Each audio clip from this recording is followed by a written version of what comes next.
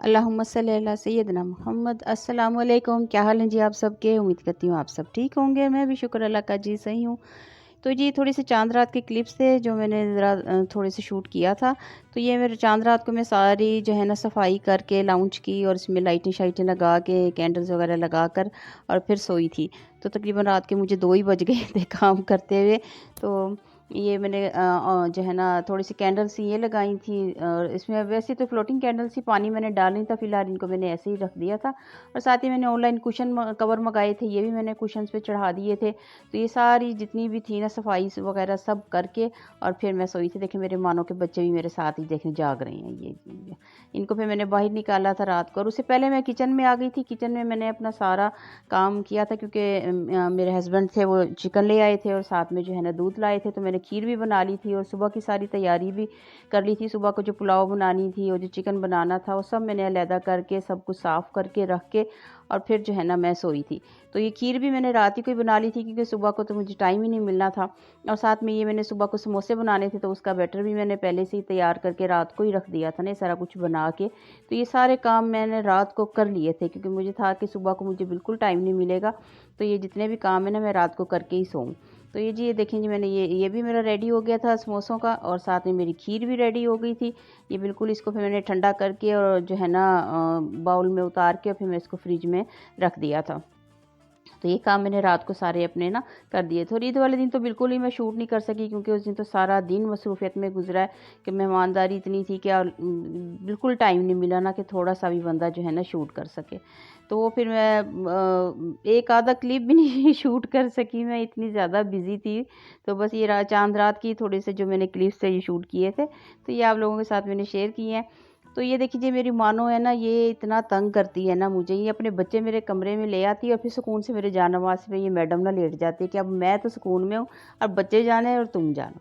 ये इसके 5 बच्चे हैं और मैं इनको बाहर निकाल देती हूँ लेकिन ये इतने शरारती हैं ना तो ये जो है ना अंदर आ जाती हैं और मैं अपने कमरे में इसको आने भी नहीं देती हूँ। तो बस क्या करूँ, मानो है ना मेरी। तो जी आज मैं बस ये किचन की कर रही थी ना काम, अपना बर्तन वगैरह, ये सारे बर्तन वगैरह धोकर तो आज मेरा जो ये किचन का ये अपना लिक्विड डिस्पेंसर है ना ये हो गया था खाली। तो मैंने कहा चलें जी आपके साथ शेयर करती हूँ कि जब मेरा ये डिस्पेंसर खाली हो जाता है तो फिर मैं इसको किस तरह अच्छी तरह साफ़ करती हूँ। इसको मैं अच्छी तरह धो लेती हूँ। तो जितने भी पहले बर्तन थे सारे मैंने वो धो लिए थे ताकि उसका जितना भी लिक्विड है ना वो ख़त्म हो जाए। और बर्तन वगैरह धोकर और इनको मैंने अच्छी तरह वॉश कर लिया था। तो ग्लव्स पहन के आजकल मैं काम कर रही थी क्योंकि हाथ जो है ना बहुत ज़्यादा ख़राब हो रहे थे पानी की वजह से। क्योंकि ईद पे इतना ज़्यादा बर्तन धोने पड़ गया था ना कि ज़ाहिर है जितनी मेहमानदारी है और उतना ही आपको जो है ना बर्तन इस्तेमाल होता है और फिर आपने सारा वो धोना भी होता है। तो फिर मैं जब बर्तन ज़्यादा हो जाते हैं ना तो फिर मैं ग्लव्स का इस्तेमाल करती हूँ ताकि हाथ भी, आपको हाथों की भी तो हिफाजत करनी है ना, तो वो भी तो साफ़ सुथरे हों तो अच्छे लगते हैं ना। तो ये देखिए डिस्पेंसर मेरा जो है ना आज हो गया था बिल्कुल खाली। तो इससे पहले फिर मैं इसका जो ये स्पंज होता है जिससे हम बर्तन धोते हैं ना, इसकी भी सफाई बहुत ज़्यादा ज़रूरी है। तो इसको भी जब भी आप बर्तन वॉश किया करें उसके बाद इसको अच्छी तरह ना साफ़ कर लिया करें। या तो गर्म पानी में थोड़ा सा नमक डाल के ना इसको थोड़ी देर पड़ा रहने दें, उसके बाद फिर इसको अच्छी तरह धो लिया करें। तो क्योंकि इसके अंदर इतने जरासीम होते हैं, लोगों ख्याल नहीं रखते, एक ही स्पंज को ना रगड़े जाते ही हैं। तो ऐसा तकरीबन 15 या 20 दिन बाद ये आपको ना ये चेंज कर लेना चाहिए। तो मैं तो तकरीबन 15 दिन बाद ना ये अपना चेंज कर लेती हूँ। तो ये मेरा जी देखें डिश वॉश डिस्पेंसर है, तो इसको भी मैं अच्छी तरह वॉश करती हूँ। जब ये खाली हो जाता है इसके सारे ये पार्ट्स जो है ना ये अलहदा हो जाते हैं और इनमें इतनी मैल जमी होती है ना, अब तो उसकी सफाई बहुत ज़रूरी है। तो ज़ाहिर है इसके अंदर भी फिर जरासीम होते हैं।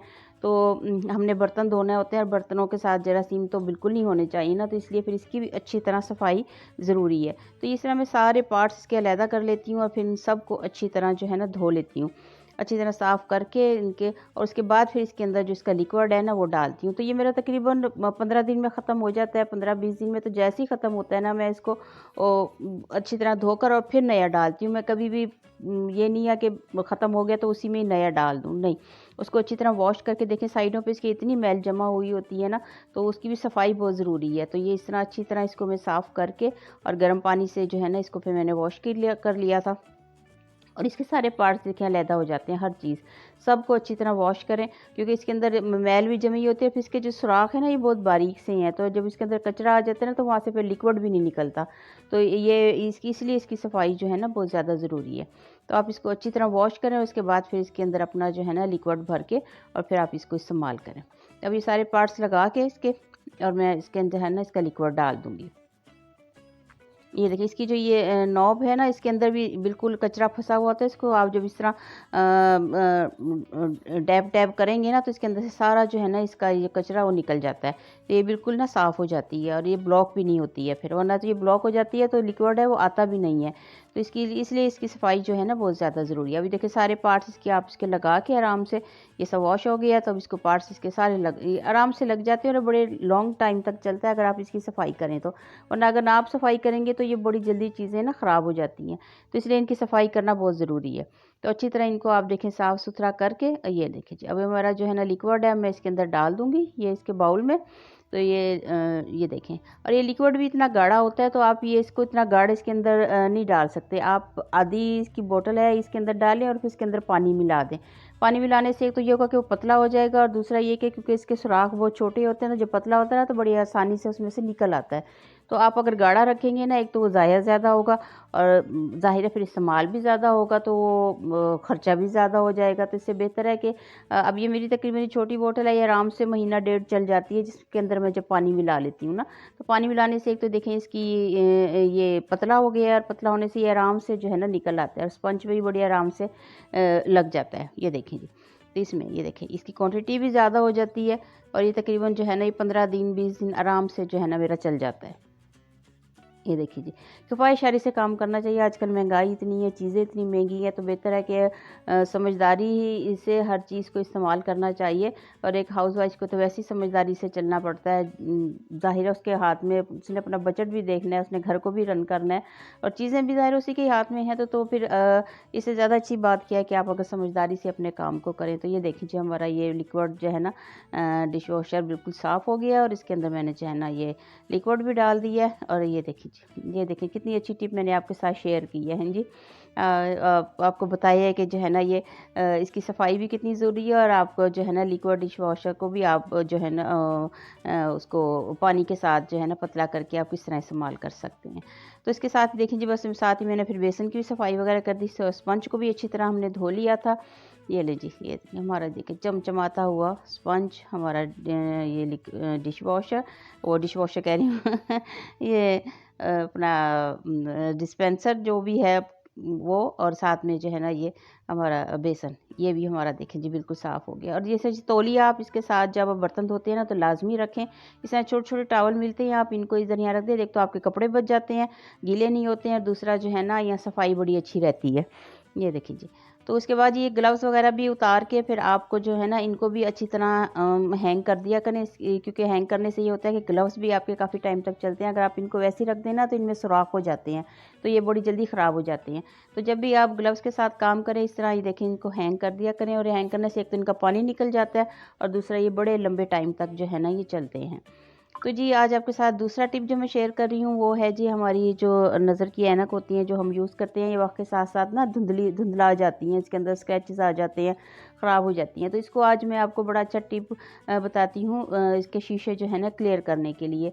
तो कुछ भी नहीं करना, जस्ट हमें सिर्फ इसके लिए सिरका लेना है, और सिरके की चंद जो है ना बूंदे आप इसके शीशे पर डालें, और उसके बाद जो है ना आप उसके टिश्यू पेपर के साथ इसको साफ़ कर लें। तो यकीन माने इतने साफ़ इसके शीशे हो जाते हैं ना, आपकी ऐनक इतनी अच्छी और साफ़ हो जाती है। आप खुद करके देखें, आप हैरान रह जाएंगे कि जो है ना ये मतलब इतना क्लियर उसमें से नज़र आने लग जाता है। और इतने क्योंकि ये हम यूँ ही रख देते हैं बाज़ का पढ़ के, और मेरी तो आदत है, मैं तो वैसे ही जहाँ पे भी यूज़ कर रही होती है ना तो वहीं पर मेरी ऐनक तो ये पड़ी रहती है। तो फिर इतनी धुंधली हो गई थी, उस पर स्क्रैचेज़ आ गए थे ना, तो लेकिन जब इन्हें सिरके से साफ़ किया है तो ये इतने अच्छे तरीके से साफ़ हुई है ऐनक, तो यकीन माने मज़ा आ गया। तो ये देखें जी, आपके साथ मैंने कितनी अच्छी टिप शेयर कर दी है दूसरी।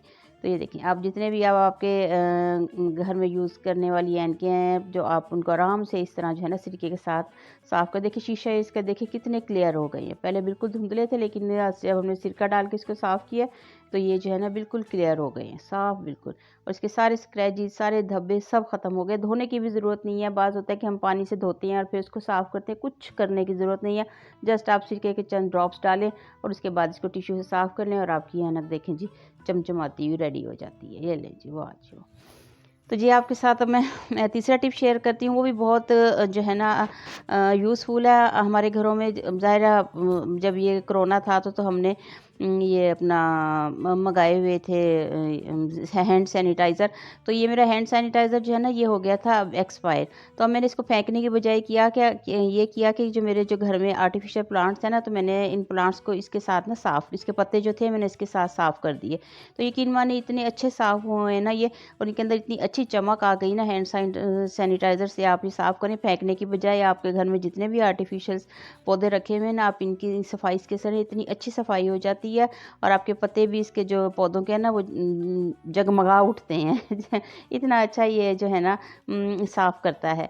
तो ये बजाय इसको कि फेंकने के ज़ाया करने के, आप इस तरह इसको भी इस्तेमाल में ला सकते हैं और ये इससे आपके पौधे भी साफ़ हो जाएंगे। या आपके घर में जो ये जिस तरह ये मेज़ है या कुछ कोई भी शीशे की चीज़ है, आप उसको बड़ी आसानी से हैंड सैनिटाइज़र से साफ़ करें, हर चीज़ आपकी नीट एंड क्लीन हो जाएगी। तो ये मेरे काफ़ी सारी, क्योंकि उस टाइम शीशियाँ मंगाई हुई थी तो ये अब 1-2 इसमें से एक्सपायर हो गई थी और मैंने बजाय फेंकने के तो मैंने कहा चलो इसको भी ना इस तरह काम में लाती हूँ। तो ज़ाहिर है पैसे लगे हुए हैं तो फेंकने का तो कोई जवाज़ ही नहीं है ना, तो आप इसको इस तरह काम में लाएँ। तो देखिए जी 2 का आपके आराम से जो है ना पौधे भी साफ़ हो गए हैं और आपकी जो है ना चीज़ ज़ाया भी नहीं हुई है। तो देखिए जी आपके साथ मैंने तीसरा भी टिप शेयर किया है और आपके जो है ना किफ़ायत से, समझदारी से अपनी चीज़ों को इस्तेमाल करें। और ये देखिए जी कितनी मैल और मिट्टी उतरी है ना पत्तों के ऊपर से। तो ये सारे देखिए जी हमारे जितने भी पौधे के पत्ते थे ना सब साफ़ हो गए। ये देखिए जी चमचमाते हुए। ये लें जी, ये देखिए। इसी तरह ही आप सारे घर की जितने भी आपके जो आर्टिफिशियल प्लांट्स हैं सबकी सफाई कर सकते हैं।